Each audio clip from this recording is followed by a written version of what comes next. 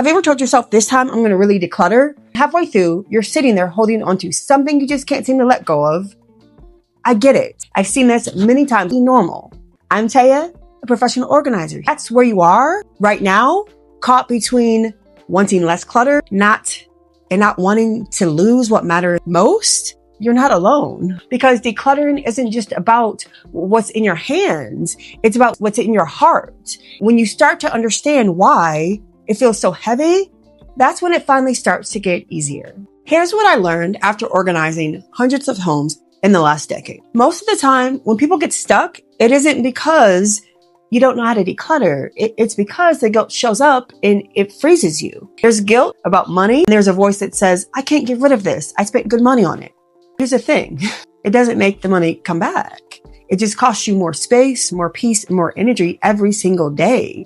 If you've already paid for it once, you don't have to keep paying for rent in your home. When we're holding onto something just out of guilt, whether that's clothing or whatever it is, that means that when we do go into the closet and we want to pull the things that we do love to wear and that we do enjoy, it's covered up by the stuff that doesn't matter. It's not that it doesn't matter. We've reached a season in our life where it's okay to let it go. There's no need to feel any sort of guilt about letting it go. There are seasons for everything.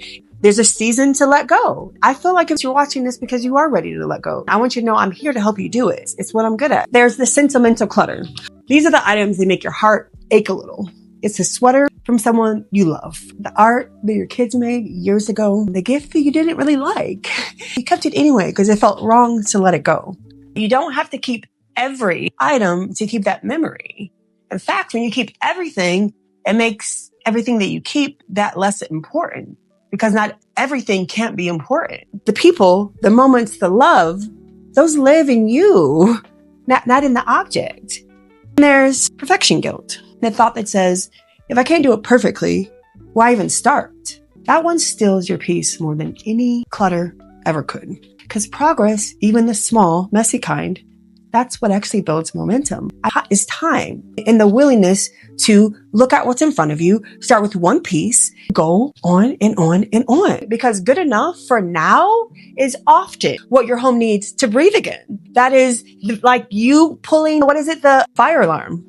Breathe again. You deserve it. You deserve to live in this home. You deserve a home that is beautiful and speaks to all the hard work that you've done in your life. The beautiful furnishings that you put in your home. Sometimes things get clouded. Life gets in the way. We're with a bunch of stuff that doesn't even necessarily mean something to us. And it's because we just lost sight of what's important. I'm here to help you breathe again. It's only because I'm so very passionate about this. I've seen what it can do.